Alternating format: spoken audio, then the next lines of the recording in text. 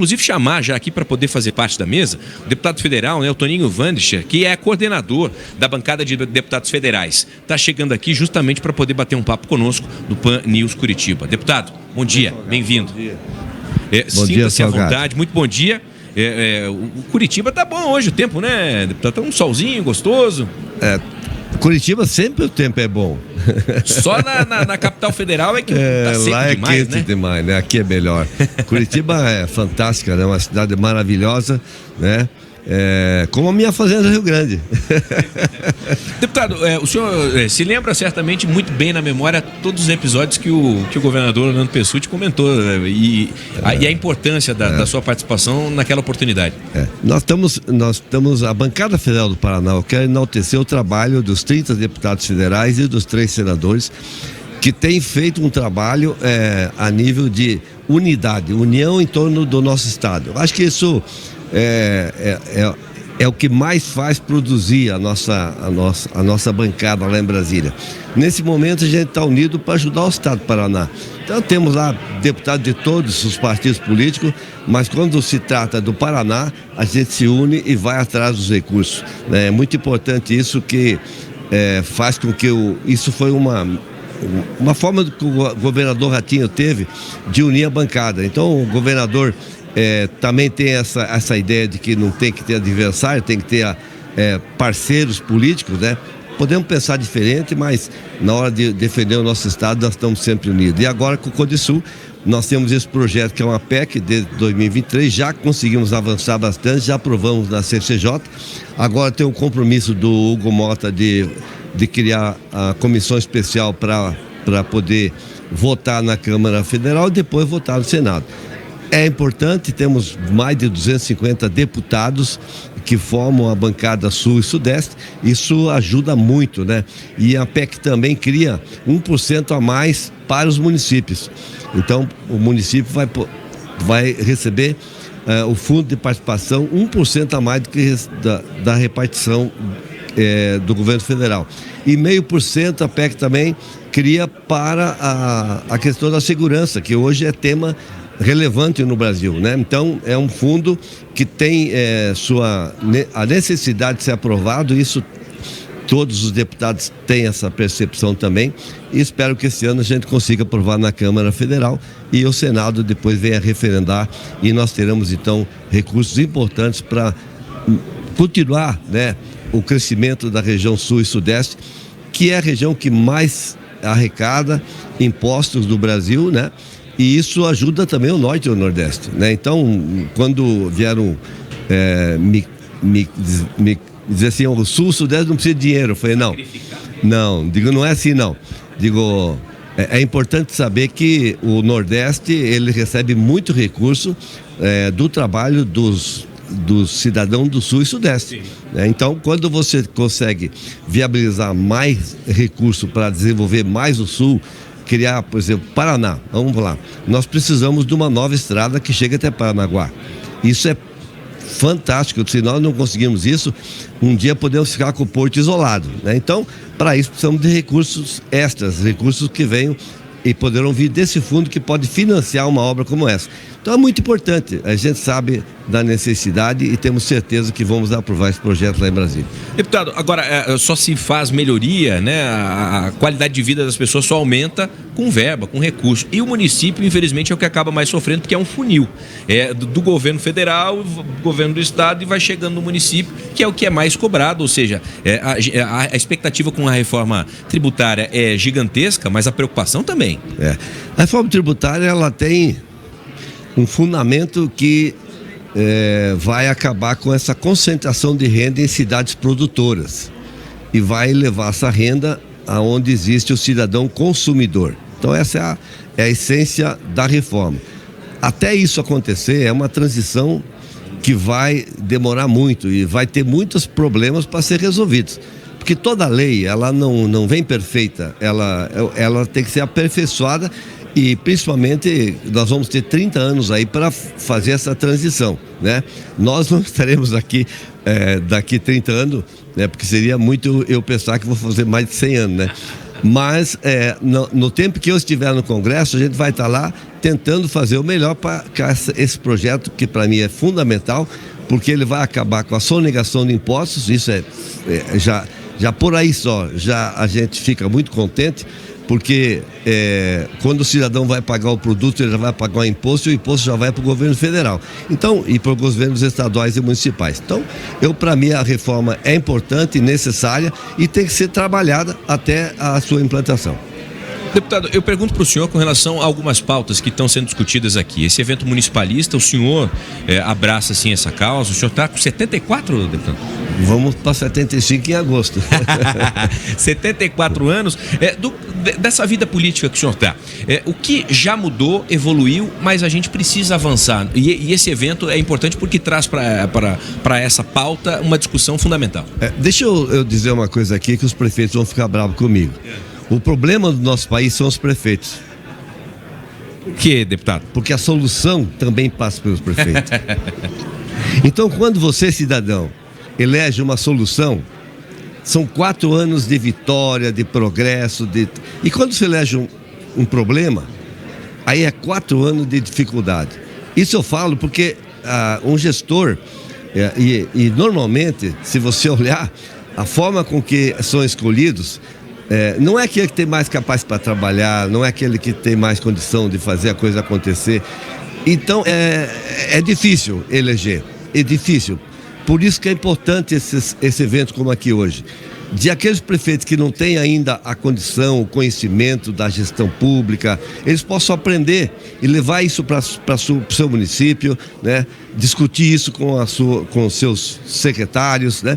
Eu, quando fui prefeito, eu não tinha secretário, eu troquei a nomenclatura. Nós fizemos uma lei onde nós tínhamos gerentes municipais, porque eu, como empresário, na minha avaliação, cada gerente municipal da saúde, por exemplo, ele tinha que ter um projeto, um programa de saúde para o seu município, aonde ele podia ver com os índices, seus índices estavam melhorando, não estavam melhorando. Quer dizer, o secretário também pode fazer isso, mas o nome gerente dá mais ênfase de que você é um gerente, você tem que fazer, porque o secretário hoje, chamado secretário, que na minha época eu chamava de gerentes municipais, eles são fundamentais para uma boa gestão, né? Nós construímos, na época, nós assumimos um município numa situação muito precária, né? Era um município que desmembrou de Mandirituba, e Fazenda Rio Grande era distrito de Mandirituba e bairro de Curitiba. Isso a gente está falando de que ano, deputado? 2000. 2000, não faz tanto tempo assim. Não faz tanto tempo. É novo, né? É novo. Então, veja bem, nós tínhamos lá um município que deixou de ser distrito de Mandirituba, mas continuou sendo bairro de Curitiba. Só que Curitiba não tinha obrigação nenhuma de atender o cidadão de Fazenda Rio Grande. Uma arrecadação era muito baixa, né? Na época que eu assumi, 14 milhões por ano, com 60 mil habitantes. Quer dizer, era praticamente inviável totalmente, né? E foi um trabalho muito grande que foi feito junto com toda a sociedade organizada. Os empresários ajudaram muito. Para você ter uma ideia, quem construiu a delegacia foi os empresários, porque o município não tinha dinheiro e não tinha delegacia na cidade. Então era muito difícil, né? Mas foi onde a cidade começou a se desenvolver. Quando nós entregamos o município, a arrecadação já era em torno de 100 milhões, já tínhamos conseguido várias empresas, como a Coca-Cola Matilhão, tínhamos viabilizado a vinda da Sumitomo, que depois se concretizou. Então é importante isso, né? Tivemos ajuda bastante do governo do estado, do governo federal. Primeiro, o governo Lula foi um governo que deu bastante condição para os municípios, né? Então, assim, eu acho que vale a pena. No município está a essência de todos os programas que o governo federal implanta. Então, é por isso que eu desafio os prefeitos, dizendo que o problema são eles, mas a solução está neles. E quando você tem uma gestão boa, né, a gente vê o município se desenvolver. Vou falar de um amigo meu, não é para ser amigo, Luizão, de Pinhais, já ouviu falar nele, né? Você viu como é que Pinhais se transformou depois da gestão do Luizão? Grande cara, meu amigo, agora não se elegeu porque faltou legenda, mas ele fez quase 100 mil votos. Uma pessoa que transformou a realidade de Pinhais, tá? É muito importante. Vamos ver Jaime Lerner, vamos falar de um expoente, de um ícone, né? que transformou Curitiba. De lá para cá, Curitiba mudou totalmente, né? Então é assim que a gente vai avaliando. Lá em Maringá, hoje estamos de novo, um grande prefeito, o irmão do Ricardo Barros, né? Que é inclusive um palestrante, né? De como fazer gestão pública. Então, quando a experiência existe, as coisas acontecem, né? Sem dúvida alguma, é muito importante a gente ver a evolução da gestão pública através dos municípios. Deputado, para finalizar, quero fazer uma pergunta para o senhor, sem tomar muito seu tempo. Sei que o senhor está acompanhando aqui também as discussões, as palestras.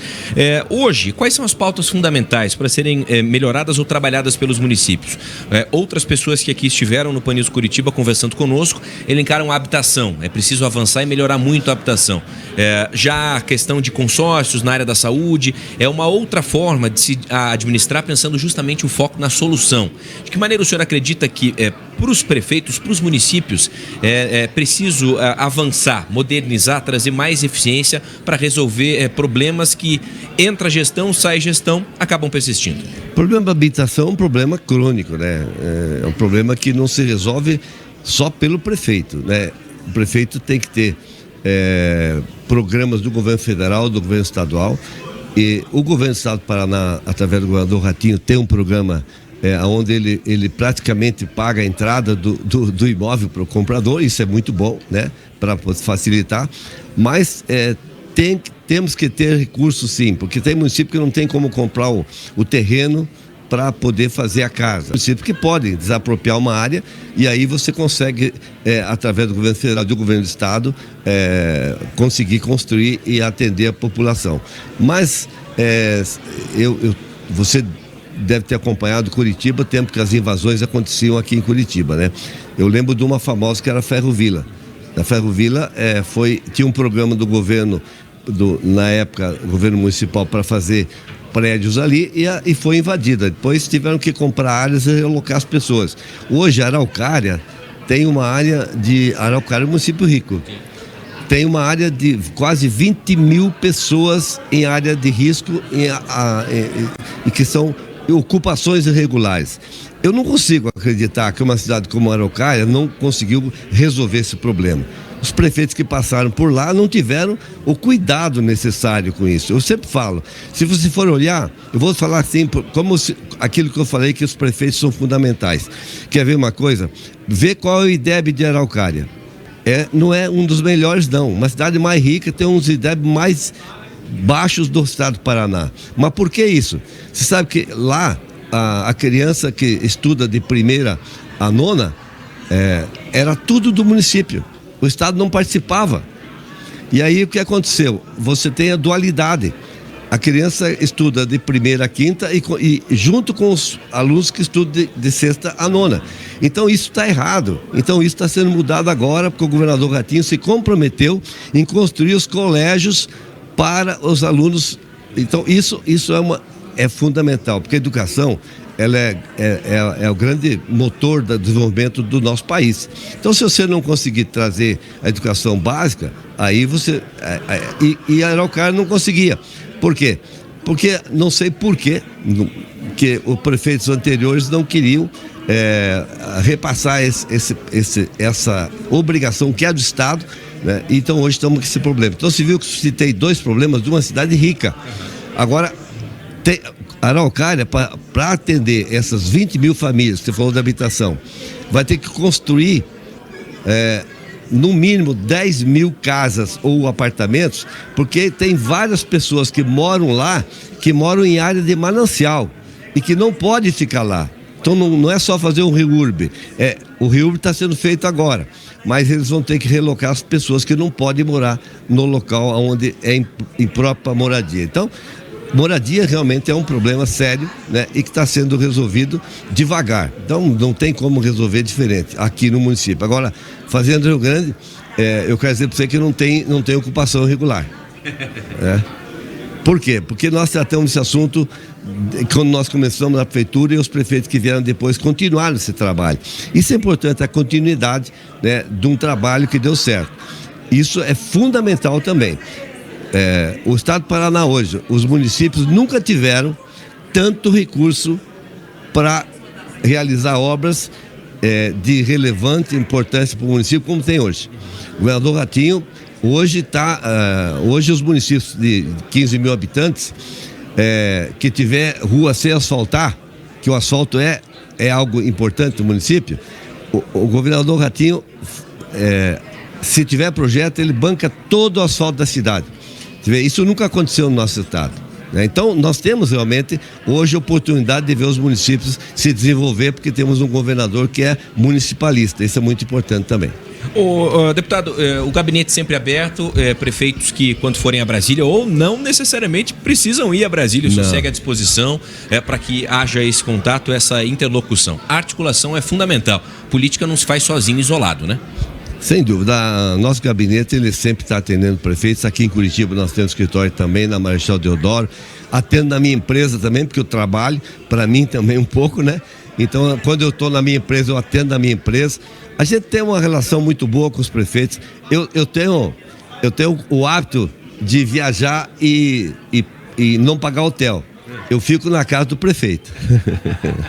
É uma forma de economizar e de ter bom relacionamento. Para mim, política é relacionamento, é amizade. Então, vou contar um episódio aqui. Eu tive aqui em São Mateus do Sul e a Fernanda é a prefeita, uma grande prefeita, uma gestora fantástica, né?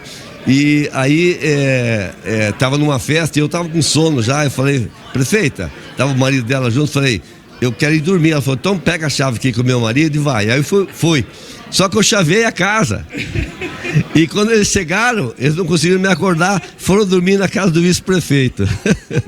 Tem episódios como esse que acontecem, porque a gente trabalha com amizade, com relacionamento. Para mim, política não é para inimigo.